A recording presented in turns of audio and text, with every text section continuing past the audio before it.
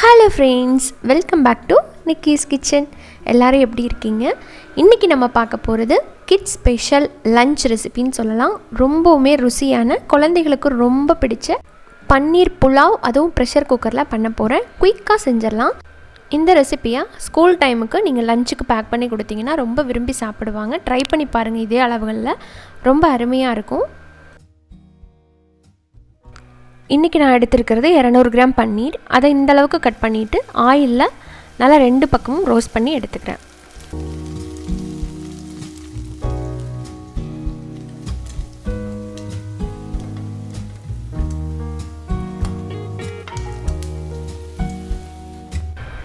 அடுத்ததாக 2 ஸ்பூன் எண்ணெய், 1 ஸ்பூன் நெய் விட்டுக்கிறேன். இதில் பிரியாணி இலை, பட்டை, ஏலக்காய், கிராம்பு, கொஞ்சம் மிளகு, 1 ஸ்பூன் சீரகம் சேர்த்துக்கிறேன். இதெல்லாம் கொஞ்சம் பொரிஞ்சதும் கட் பண்ணி வச்சுருக்கிற 2 பெரிய வெங்காயத்தை போட்டுக்கலாம். ரொம்ப ப்ரௌன் ஆகணும்னு அவசியம் இல்லை, லைட்டாக வதங்கி வந்தால் போதும். வதங்கி வந்ததும் 2 பச்சை மிளகா, இஞ்சி பூண்டு பேஸ்ட் 1 ஸ்பூன் போட்டு பச்சை வாசம் போனத உடனே தக்காளி நம்ம ஆட் பண்ண போகிறதில்ல. ஸோ இதில் காய்கள்லாம் சேர்த்துக்கலாம். ஸ்வீட் கார்ன், பச்சை பட்டாணி, கேரட், பீன்ஸ் இதெல்லாம் போட்டு நல்லா வதக்கலாம். இந்த மசாலாவோட நல்லா வதங்கினதும் இதில் கரம் மசாலா இருக்குது இல்லைங்களா, அதில் 1/2 ஸ்பூன் போட்டுக்கலாம். இதில் நம்ம தனி மிளகாய்த்தூள் ஆட் பண்ண போகிறதில்ல. உங்களுக்கு காரம் எவ்வளோ வேணுமோ அந்தளவுக்கு நீங்கள் பச்சை மிளகாயோட அளவை கூட குறைச்சி சேர்த்துக்கலாம். இதில் கொஞ்சம் மல்லித்தலை, கொஞ்சம் புதினா இதை போட்டு அகெயின் நல்லா மிக்ஸ் பண்ணிக்கலாம். நான் இன்றைக்கி எடுத்துருக்கிற அளவுக்கு பாஸ்மதி ரைஸ் எடுத்திருக்கேன். 1 கப் ரைஸுக்கு 1.5 கப் தண்ணி அளவில் நான் சேர்த்துக்கிறேன். நீங்கள் எவ்வளோ எடுக்கிறீங்களோ அதுக்கு தகுந்த மாதிரி சேர்த்துக்கோங்க. 1க்கு 1.5 கரெக்டாக இருக்கும். நல்லா இந்த மாதிரி கொதித்து வந்ததுக்கப்புறம் இதில் ஊற வச்சுருக்கிற பாஸ்மதி ரைஸை சேர்த்துக்கலாம். 20 நிமிஷம் ஊற வச்சிங்கன்னா போதும்.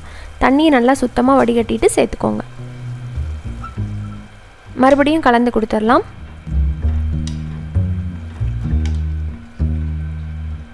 தேவையான அளவுக்கு உப்பு, ஜென்டிலாக மிக்ஸ் பண்ணி கொடுங்க.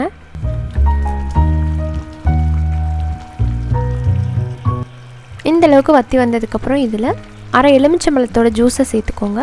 கண்டிப்பாக எலுமிச்சம்பழ சாறு சேர்க்கணும், ஏன்னா நம்ம தக்காளி சேர்க்கலாம். ஸோ புளிப்பு சுவைக்காக இது கட்டாயம் சேர்க்கணும்.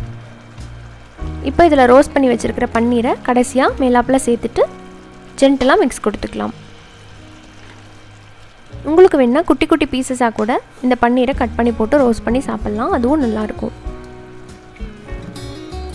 மேலாப்பில் கொஞ்சம் மல்லி இலை, கொஞ்சம் நெய் சேர்த்துட்டு நம்ம மூடி போட்டுடலாம். மீடியம் ஃப்ளேமில் ஒரு 10 நிமிஷம் கரெக்டாக வச்சு எடுத்திங்கன்னா கரெக்டாக இருக்கும். நீங்கள் விசில் வரணும் அப்படிங்கிற அவசியம் இல்லை, இல்லை இடையில விசில் வந்தாலும் பரவாயில்ல. கரெக்டாக 9லேருந்து 10 நிமிஷம் வச்சிங்கன்னா நல்லா வெந்து அடி பிடிக்காமல் சரியான அளவில் பாஸ்மதி ரைஸ் குக்காகி வந்திருக்கும். இப்போ பாருங்கள், வாசனையாக சூப்பராக நம்மளோட பன்னீர் புலாவ் ரெடி. கட்டாயம் இந்த ரெசிபியை செஞ்சு பார்த்துட்டு எப்படி இருக்குன்னு சொல்லுங்கள். இதோடு வச்சு சாப்பிட்றதுக்கு பொட்டேட்டோ கிரேவி சூப்பராக இருக்கும். அது முந்திரியெல்லாம் அரைச்சி ஊற்றி பண்ணுறது அடுத்த வீடியோவாக நான் அதை போஸ்ட் பண்ணுறேன். நாங்கள் ஒரு லஞ்ச் காம்போக்காக இதை ட்ரை பண்ணோம். செம்ம டேஸ்ட்டாக இருந்தது. நீங்கள் கெஸ்ட்டு வராங்கன்னா கூட இந்த மாதிரி ட்ரை பண்ணலாம். முழுசாக போடும்போது வீடியோ ரொம்ப லென்த்தாக இருக்கும் அப்படிங்கிறதுக்காக அடுத்தடுத்த வீடியோவாக கொடுக்குறேன். பாய்.